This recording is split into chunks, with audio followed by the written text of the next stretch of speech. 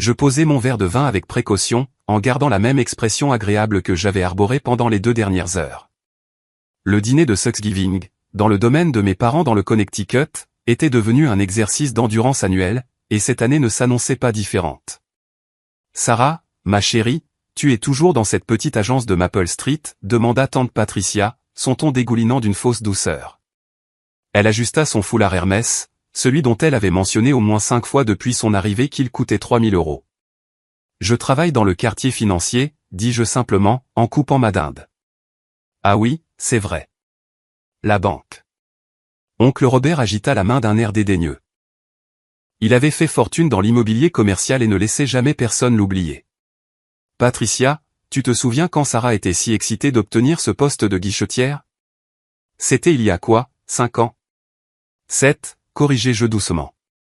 7 ans, la voix de ma mère portait cette nuance particulière de déception à laquelle je m'étais habitué. Et toujours au même poste de débutante. Sarah, n'as-tu donc aucune ambition? Mon frère aîné, Marcus, eut un sourire narquois de l'autre côté de la table. Il était devenu associé dans son cabinet d'avocat l'année dernière et avait mentionné ce fait environ 12 fois depuis les apéritifs. Certaines personnes se contentent de la médiocrité, maman. Tout le monde ne peut pas être un surdoué. Sa femme, Jennifer, hocha la tête avec enthousiasme. C'est même plutôt noble, en fait. Il faut bien que quelqu'un fasse les tâches simples. Je m'assure toujours d'être particulièrement gentil avec les guichetiers de banque. Ils travaillent si dur, à compter toute la journée. As-tu au moins des avantages sociaux? Demanda ma jeune sœur, Rachel. Elle avait 26 ans et venait de lancer sa 3e start-up, un fonds de capital risque en crypto-monnaie qu'elle nous expliquait avec des détails insoutenables depuis 1 heure. Parce que moi, j'offre des avantages incroyables à tous mes employés, même au personnel administratif. J'ai d'excellents avantages sociaux, dis-je en buvant une gorgée d'eau. Eh bien, c'est déjà ça.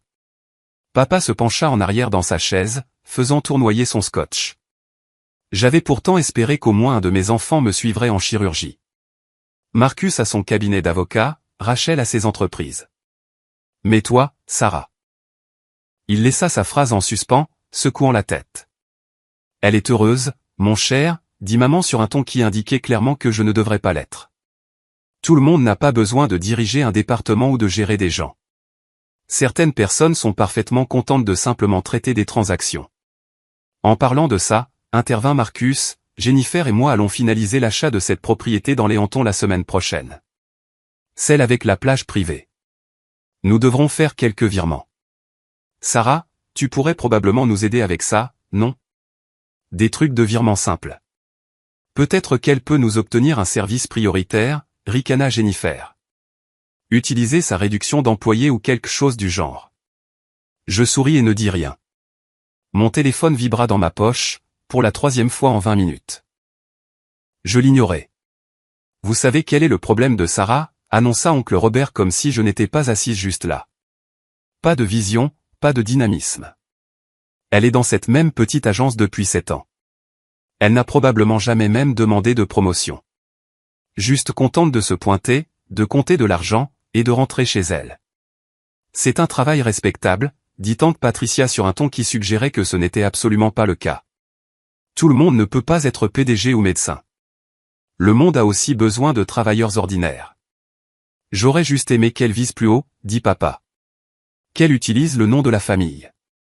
J'ai proposé de faire des présentations à l'hôpital, de la faire entrer dans la facturation médicale ou quelque chose de plus prestigieux, mais elle insiste pour rester à ce poste de banque de détail. Mon cousin Kevin, qui était resté plutôt silencieux en dévorant sa 3e portion de farce, prit enfin la parole. N'est-ce pas un peu embarrassant, quand même? Je veux dire, Sarah a quoi, 33 ans? Et elle fait encore en gros ce qu'un diplômé du lycée pourrait faire. Sans vouloir t'offenser, mais la fille de ma copine travaille comme guichetière tout en terminant son diplôme d'associé.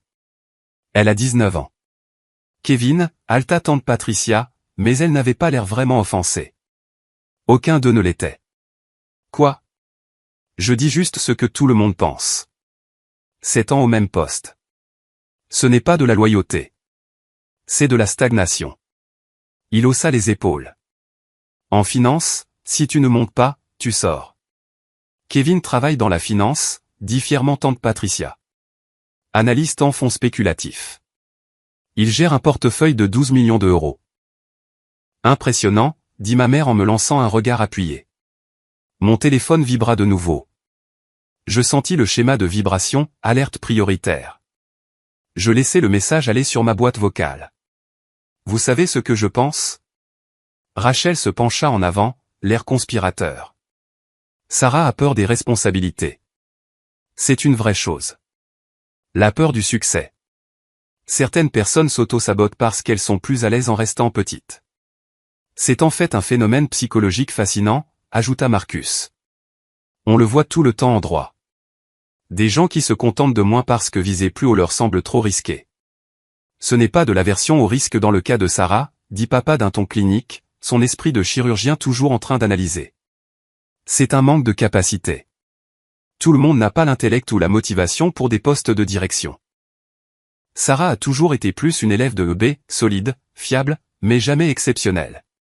Il n'y a rien de mal à ça, ajouta rapidement maman, ce qui, d'une manière ou d'une autre, empira les choses. On ne peut pas tous être des Marcus ou des Rachel. Il faut bien que quelqu'un soit dans la moyenne. Jennifer regardait son téléphone. Oh, regardez ça. Il y a une nouvelle étude sur la stagnation de carrière et la richesse générationnelle. Apparemment, les enfants issus de milieux privilégiés qui n'atteignent pas le même niveau que leurs parents ressentent souvent une profonde honte. Elle leva les yeux, réalisant que tout le monde la fixait. Oh, désolé, c'était indélicat. Ce n'est rien, dis-je calmement. Encore du vin, quelqu'un. Vous voyez, c'est de ça que je parle, dit oncle Robert. Pas de flamme, pas de passion. Juste de l'acceptation. Sarah, à ton âge, je concluais des affaires à 1 million d'euros à tour de bras. J'avais la rage. Toi, tu sembles contente. Contente de compter des centimes, marmonna Kevin, ce qui lui valut quelques ricanements. Mon téléphone sonna. Vraiment sonna cette fois, pas seulement vibra. La sonnerie coupa la conversation, un ton distinctif qui me fit immédiatement mettre la main à la poche. Sarah, honnêtement, soupira maman. On est à table. La personne qui appelle ne peut pas attendre? Je regardais l'écran. C'était ma ligne directe, celle que seule cette personne au monde possédait. Je me levai. Excusez-moi, je dois prendre cet appel. C'est probablement son directeur d'agence, chuchota Rachel à voix haute, qui lui demande de remplacer quelqu'un. Je me dirigeai vers le couloir, répondant déjà. Williams. Directrice, je m'excuse pour l'interruption. C'était James, mon chef de cabinet. Nous avons une situation. Les pourparlers de fusion avec la Continental Bank ont échoué. Leur conseil d'administration menace de se retirer de tout l'accord de restructuration. On parle d'un portefeuille de 50 milliards d'euros en jeu. Je jetai un coup d'œil en arrière vers la salle à manger, où j'entendais ma famille rire de quelque chose. Les détails. Le PDG de Continental vient de démissionner, avec effet immédiat. Une sorte de scandale. Leur conseil d'administration est en plein chaos, et ils utilisent le vide de direction comme prétexte pour annuler l'accord de fusion. La Fed s'inquiète de la stabilité du marché si tout cela s'effondre. Le président Morrison demande personnellement votre présence. Où est-il? Ici, dans le Connecticut. Il est au Fairfield Country Club avec plusieurs membres du conseil d'administration de Continental. Il est venu en voiture lui-même quand il n'a pas pu vous joindre. Il a dit qu'il avait besoin de sa meilleure négociatrice, immédiatement. J'assimilais l'information. Dites-lui que je serai là dans 20 minutes. Directrice, il demande s'il doit venir à vous. Il a dit, et je cite, je conduirai jusqu'à sa porte si nécessaire. Sarah Williams est la seule personne qui peut sauver cet accord. Je fermai brièvement les yeux. Donnez-moi l'adresse. Je l'y retrouverai. Je raccrochai et restai un instant dans le couloir, écoutant la conversation de ma famille dériver depuis la porte. Elle doit probablement travailler pour le Black Friday demain. Au moins, les horaires sont stables. Elle aurait dû faire une école de commerce, comme je le lui avais dit. Je retournai dans la salle à manger. Tout le monde leva les yeux. Je dois y aller, dis-je simplement. Y aller? Maman avait l'air scandalisée. Sarah, on n'a même pas encore eu le dessert, et c'est Thanksgiving. Qu'est-ce qui peut bien être si important? Urgence au travail. Pas Paris. Une urgence de guichetière? Quoi, quelqu'un a mal déposé un chèque? Quelqu'un a probablement besoin d'elle pour équilibrer une caisse, dit Marcus. Ça ne peut pas attendre demain. Je pris mon sac à main.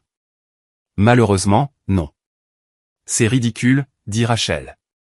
Tu quittes sérieusement le dîner de Thanksgiving pour un problème de banque de détail? Sarah, tu dois apprendre à poser des limites. C'est pour ça que les gens au poste de débutant se font exploiter. Laisse-la partir, dit oncle Robert d'un air dédaigneux.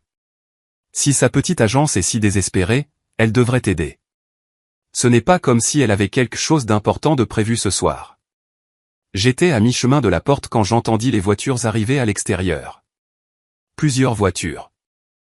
Le genre de véhicule qui ne s'arrête pas devant des maisons au hasard dans le Connecticut. Mon père ouvrit la porte d'entrée le premier, probablement pour se plaindre du bruit. Il se figea. Depuis le couloir, je vis 3 SUV noirs se garer dans l'allée circulaire. Du personnel de sécurité en sortit d'abord, faisant ce que fait le personnel de sécurité, puis un homme que je reconnus instantanément sortit du véhicule du milieu, le président Morrison de la Réserve fédérale, flanqué de 2 agents des services secrets. « Oh mon Dieu !» murmura ma mère. « C'est ? Qu'est-ce que le président de la Réserve fédérale fait ici ?» dit Marcus, sa voix montant d'une octave. Le président Morrison se dirigea droit vers la porte d'entrée. Mon père se tenait là, bouche bée, alors que l'une des figures financières les plus puissantes du monde s'approchait de notre maison familiale. « Je m'excuse pour l'intrusion », dit Morrison de sa voix distinctive, celle qu'on entend habituellement s'adresser au Congrès ou être citée dans le Wall Street Journal. « Je cherche la directrice Sarah Williams. On m'a dit que c'était la résidence de sa famille. » Le silence dans ce hall d'entrée était absolu. « Directrice ?» La voix de ma mère n'était qu'un murmure. Morrison regarda par-dessus mon père et m'aperçut dans le couloir, son visage se détendit. « Sarah, Dieu merci. Nous avons une situation. » J'avançai calmement. « Président Morrison, j'allais justement vous retrouver au club. » Pas le temps. Le conseil d'administration de Continental est en train de se fracturer. Nous avons besoin que vous preniez le contrôle de cette négociation immédiatement. Vous êtes la seule directrice régionale en qui ils ont confiance, et honnêtement, vous êtes la seule personne du système de la Réserve fédérale en qui j'ai confiance pour conclure un accord de cette taille, sous ce genre de pression. Toute ma famille me regardait. Le visage de papa avait pâli. Marcus avait l'air sur le point de s'évanouir. Directrice régionale ? Dit faiblement Rachel. Morrison lui jeta un coup d'œil, puis se retourna vers moi. Je fais jouer mon autorité ici, Sarah. Je sais que c'est Thanksgiving, mais nous avons un portefeuille de 50 milliards d'euros en jeu, et une panique boursière potentielle si cette fusion échoue. Le conseil d'administration de Continental menace de liquider des actifs. Tout le secteur bancaire du Nord-Est pourrait être déstabilisé. Je comprends, monsieur. Je gardai ma voix posée, professionnelle. J'aurai besoin de mon dossier d'information et des derniers relevés du conseil. Déjà dans la voiture, fit Morrison en désignant l'un des SUV. Nous avons une équipe complète en attente. Le Trésor surveille. La FDIC a été alertée. Mais Sarah, ils vous ont spécifiquement demandé. Le président du conseil d'administration de Continental m'a appelé personnellement et a dit, si quelqu'un peut sauver ça, c'est vous. Ils font confiance à votre jugement en matière de restructuration institutionnelle. Donnez-moi 5 minutes pour prendre mon matériel. Je passai devant ma famille pour monter l'escalier. Personne ne dit un mot. Je me rendis dans mon ancienne chambre, où je gardais mon ordinateur portable sécurisé et mes documents d'information pour des urgences comme celle-ci. Quand je redescendis 3 minutes plus tard, ma famille se tenait toujours aux mêmes endroits, regardant le président Morrison passer des appels dans notre hall. Directrice Williams, dit l'un des agents des services secrets en m'ouvrant la portière du SUV. Je m'arrêtai sur le seuil et regardai ma famille. La main de ma mère était sur sa bouche. Mon père s'agrippait au cadre de la porte. Marcus, Rachel, Jennifer, Kevin, oncle Robert, tante Patricia tous figés dans divers états de choc. Directrice, réussit enfin à dire ma mère. Sarah, de quoi parle-t-il ? Le président Morrison termina son appel et se tourna vers mes parents. Je m'excuse d'interrompre vos vacances. Votre fille est la directrice régionale de la Banque de la Réserve fédérale de New York. Elle supervise les opérations bancaires et la stabilité financière pour tout le nord-est des États-Unis. Son portefeuille comprend la supervision d'environ 50 milliards d'euros d'actifs et le contrôle de 312 institutions financières. Il vérifia sa montre. Et en ce moment, elle est la seule personne qui peut empêcher une crise bancaire. 50 milliards, murmura papa. Directrice régionale, dit Marcus. Elle travaille dans une agence sur Maple Street. Je souris légèrement. Je suis propriétaire du bâtiment où se trouve cette agence, Marcus, ainsi que de 47 autres propriétés dans le quartier financier. Le siège de la Banque de la Réserve fédérale de New York est à Manhattan. J'y travaille depuis 7 ans. Tu as dit que tu étais guichetière, m'accusa Rachel. Non, corrigai-je doucement. Vous avez tous supposé que j'étais guichetière.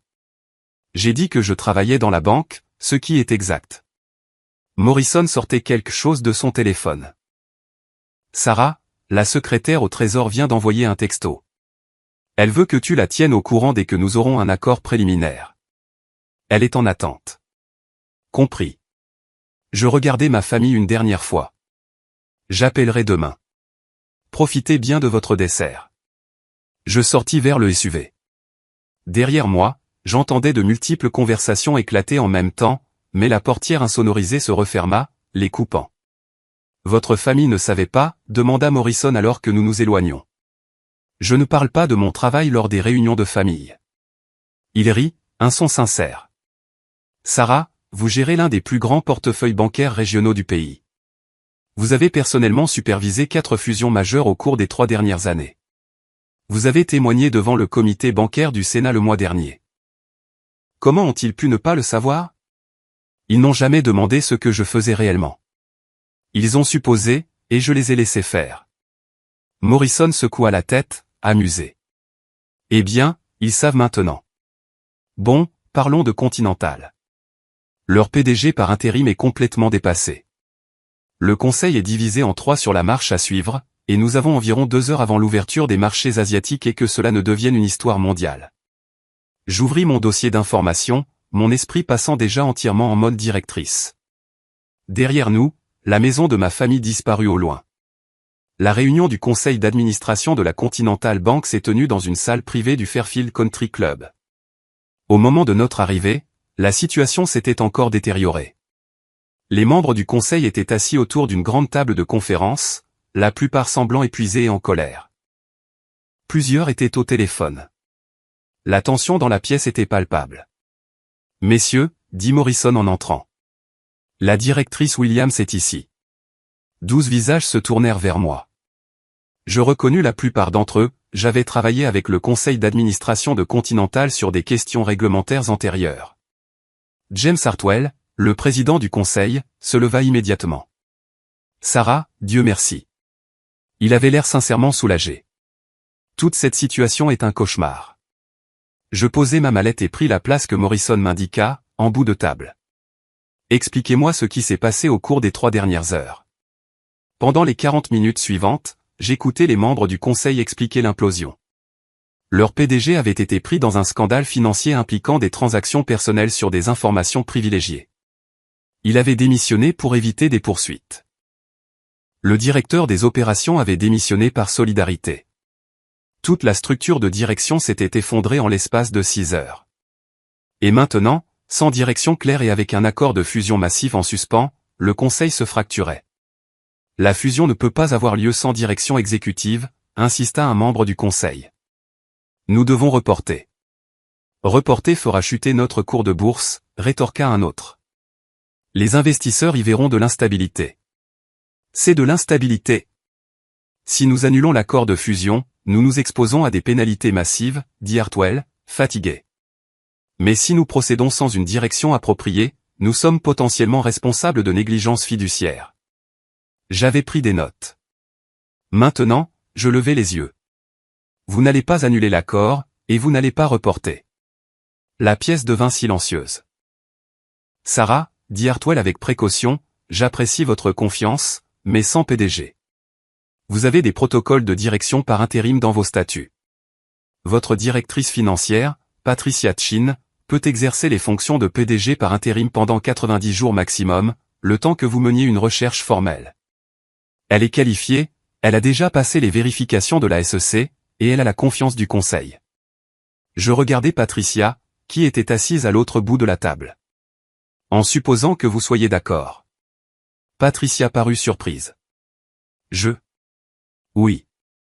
Oui, je pourrais le faire. L'accord de fusion ne précise pas que vous avez besoin d'un PDG permanent, continuez-je. Il exige une surveillance de la direction adéquate et une conformité réglementaire. Un PDG par intérim satisfait à ces deux exigences.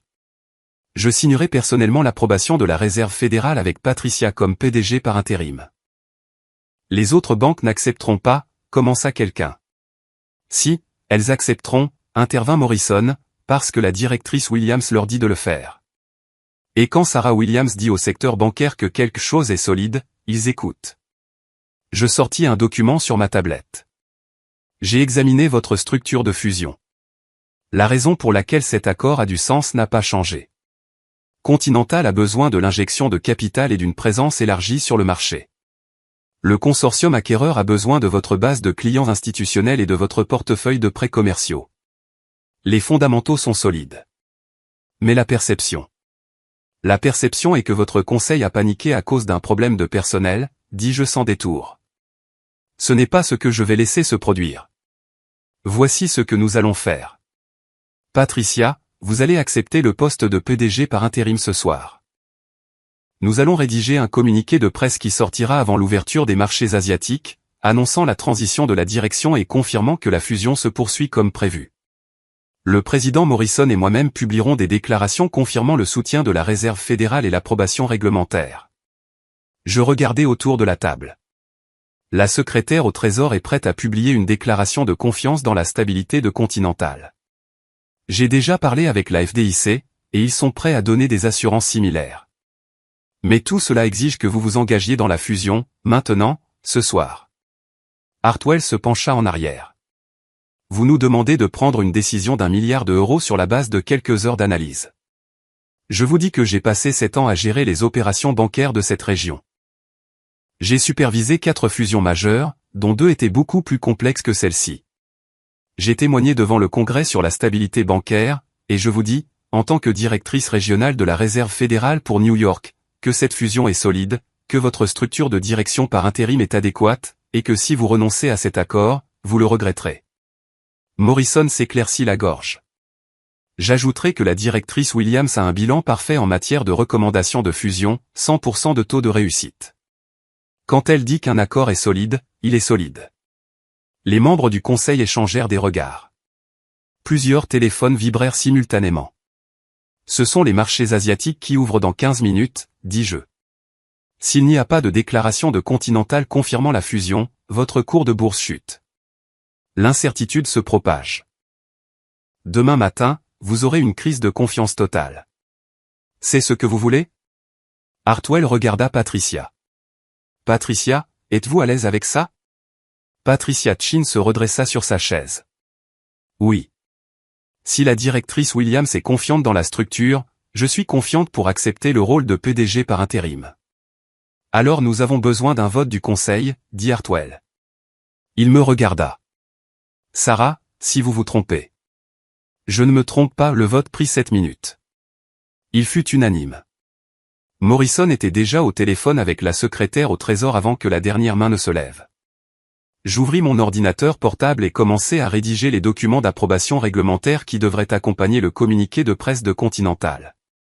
Directrice Williams, dit Patricia doucement alors que les membres du conseil commençaient à appeler leurs circonscriptions respectives. Merci.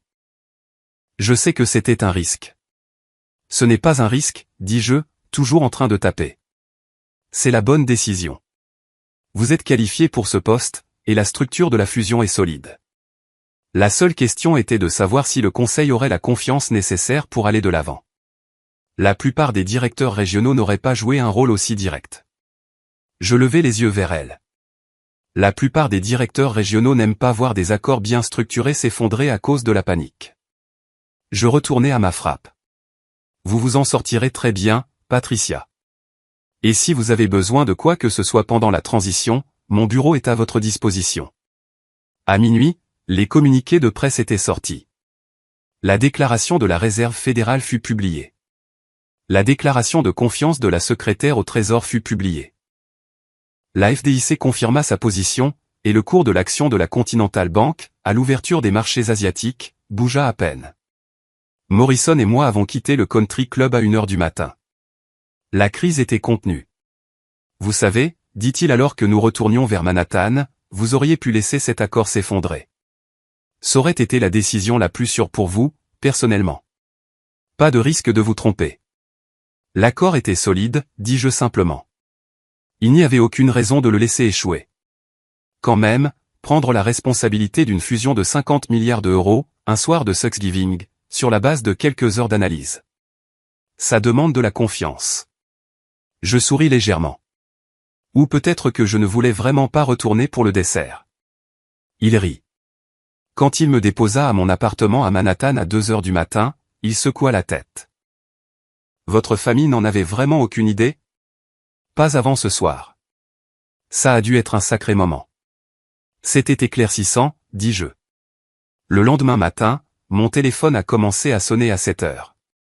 J'ai ignoré les 6 premiers appels, tous de divers membres de la famille. Je passais en revue les rapports des marchés asiatiques et je confirmais que la fusion de Continental se déroulait sans problème. À 9h, j'ai finalement répondu. C'était ma mère. Sarah Elizabeth Williams, dit-elle, la voix tremblante. Je t'appelle depuis 2 heures. Je travaillais, maman. La situation de la Continental Bank nécessitait une surveillance. N'ose pas prendre ça à la légère. Le président de la Réserve fédérale était chez nous, à notre dîner de Thanksgiving. Tu es directrice? Une directrice régionale, qui gère 50 milliards d'euros. Environ 50 milliards, oui. Le chiffre exact fluctue en fonction d'eux. Pourquoi ne nous l'as-tu pas dit? Je me suis versé du café. Vous n'avez jamais demandé. On n'a jamais. Sarah, tu nous as laissé croire que tu étais guichetière. Non, vous avez tous supposé que j'étais guichetière.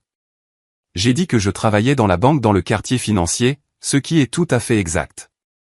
Ce n'est pas drôle. Je ne ris pas, maman. Il y eut une longue pause. Ton père veut te parler. La voix de mon père arriva, tendue. Sarah, je te dois des excuses. Tu n'as pas à, laisse-moi finir. J'ai passé des années, nous avons tous passé des années à te traiter comme si tu avais moins de succès que tes frères et sœurs. Et tu gérais l'un des portefeuilles financiers les plus importants du pays. Pourquoi ne nous as-tu pas corrigés? Je m'assieds à ma table de cuisine, regardant la ligne d'horizon de Manhattan. Papa, est-ce que ça aurait changé quelque chose? Si je t'avais dit il y a 7 ans que j'étais directrice régionale, m'aurais-tu cru? Ou aurais-tu pensé que j'exagérais un poste de débutante? Silence. Vous aviez tous des idées bien arrêtées sur qui j'étais et ce dont j'étais capable, continuai-je. Essayer de changer ces perceptions semblait épuisant et finalement inutile. J'avais du travail à faire, un travail important, un travail que j'aimais. Ce que vous pensiez tous de mon travail n'affectait pas réellement ma capacité à le faire. Mais Sarah, nous. Je t'ai dit que tu manquais de capacité, que tu n'étais pas exceptionnel. Mon Dieu, j'ai dit ces choses pendant que tu gérais des milliards d'euros et que tu supervisais des centaines d'institutions. Oui. Tu as dû être furieuse. Pas vraiment. Déçue, peut-être, mais pas en colère. Nouveau silence. Puis, ta mère veut savoir si tu viens pour Noël. Je souris malgré moi. Probablement. Je vérifierai mon emploi du temps. Et Sarah. Le président de la Réserve fédérale t'a appelé sa meilleure négociatrice. La secrétaire au Trésor attendait ton appel. Tu as témoigné devant le comité bancaire du Sénat. Comment avons-nous pu manquer tout ça? Vous ne regardiez pas, dis-je simplement. Vous aviez déjà décidé quelle était mon histoire. Je vous ai juste laissé y croire. Au cours des jours suivants, les appels ont continué. Marcus s'est excusé sèchement, admettant qu'il avait été mal informé sur l'étendue de mes responsabilités. Rachel a envoyé un long texto sur le fait qu'elle avait toujours su que j'étais capable de grandes choses. Jennifer voulait discuter de stratégie d'investissement. Kevin a demandé si j'embauchais. Oncle Robert a envoyé un email formel demandant si je pouvais examiner son portefeuille immobilier. Tante Patricia a appelé pour me demander si je pouvais la présenter à des contacts dans le secteur bancaire. J'ai répondu poliment à tous, mais je ne me suis engagé à rien. La fusion de la Continental Bank s'est conclue avec succès 3 semaines plus tard. Patricia Chin s'est avérée être une excellente PDG par intérim et s'est finalement vue offrir le poste de manière permanente. L'accord a renforcé le secteur bancaire du Nord-Est, a apporté de la stabilité pendant une période volatile, et a été cité par plusieurs publications financières comme un exemple de gestion de crise efficace. Le président Morrison m'a envoyé une note manuscrite, merci d'avoir écourté votre Thanksgiving. Le secteur bancaire vous en doit une. Moi, c'est certain. La veille de Noël, je suis retourné dans le Connecticut. Cette fois, en entrant dans la maison de mes parents, l'atmosphère était différente. Sarah, dit ma mère en me serrant dans ses bras, peut-être un peu trop fort. Nous sommes si contents que tu aies pu venir. Pas d'urgence ce soir, j'espère? Pas pour le moment. La famille s'est réunie dans le salon. Il y eut un moment de gêne où tout le monde semblait attendre que quelqu'un d'autre parle en premier. Finalement, mon père s'éclaircit la gorge. Sarah, nous voulions. C'est-à-dire, nous te devons. C'est bon, papa. Non, ce n'est pas bon. Il regarda le reste de la famille. Nous t'avons traité avec dédain pendant des années. Nous avons fait des suppositions sur ta carrière, tes capacités, tes réussites, et nous avions complètement tort. Spectaculairement tort, ajouta Marcus. Sarah, je suis avocat. J'aurais dû savoir qu'il ne faut pas faire de suppositions sans preuve. Je suis désolé. Rachel hocha la tête. J'ai beaucoup réfléchi à ça, à la façon dont j'étais si concentré sur mon propre succès que je ne pouvais pas voir le tien. C'est vraiment superficiel de ma part. Je m'assis sur le canapé. J'apprécie les excuses, mais je veux être clair sur quelque chose. Mon travail n'a pas plus de valeur que celui d'une guichetière de banque. Les guichetiers de nos agences travaillent incroyablement dur. Ils servent les clients directement. Ils sont souvent le visage du système bancaire pour les gens ordinaires. Ce travail a de la valeur et de la dignité. Mais tu n'es pas guichetière, dit ma mère. Non, mais le problème n'était pas que vous pensiez que j'étais guichetière. Le problème, c'est que vous me traitiez comme inférieur parce que vous pensiez que j'étais guichetière. Le problème, c'était le mépris, pas l'erreur. La pièce était silencieuse. Tu as raison, dit enfin oncle Robert. C'est exactement ça. On a été des snobs. On a valorisé le prestige plutôt que les gens. Et Sarah, ça. J'en ai honte. Alors, dit Rachel après un moment, penses-tu que tu pourrais nous dire ce que tu fais réellement, au quotidien? Parce que j'ai lu des articles sur les directeurs régionaux et c'est incroyablement complexe, et honnêtement, je n'en comprends pas la moitié.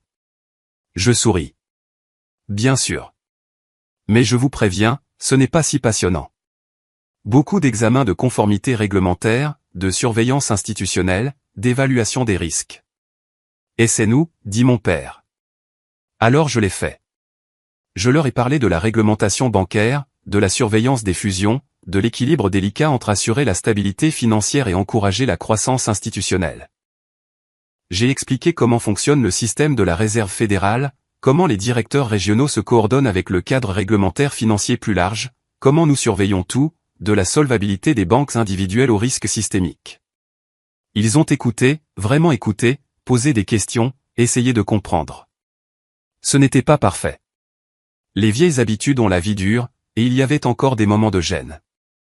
Mais c'était différent. Mieux. À la fin de la soirée, alors que je me préparais à partir, mon père m'a accompagné à ma voiture. Sarah, dit-il doucement. J'ai passé des années à te pousser à suivre ma voie, à être chirurgienne, à travailler dans la médecine. Mais tu as trouvé ta propre voie, et elle est extraordinaire. Ce n'est que de la banque, papa. Non, ce n'est pas juste quoi que ce soit. Il me serra dans ses bras. Quelque chose qu'il faisait rarement. Je suis fier de toi. J'aurais dû le dire il y a des années, mais je le dis maintenant. Je suis fier de toi. Je suis rentré à Manhattan cette nuit-là, pensant aux suppositions et aux perceptions, aux histoires que nous nous racontons sur les autres, à la facilité avec laquelle on peut manquer ce qui est juste devant nous quand on a déjà décidé de ce qu'on regarde. Mon téléphone a vibré avec une alerte prioritaire. Une autre situation se développait, rien de critique, mais quelque chose nécessitant l'attention d'un directeur. J'ai souri et je me suis dirigé vers mon bureau. Certaines choses, après tout, ne changent jamais. Le travail continue. La responsabilité demeure. Et quelque part dans le Connecticut, ma famille était probablement encore en train de digérer le fait que leur fille guichetière avait passé la soirée à expliquer la politique de réglementation financière comme si c'était une seconde nature. Mais ça l'était. Ça l'avait toujours été. Ils n'avaient juste pas regardé.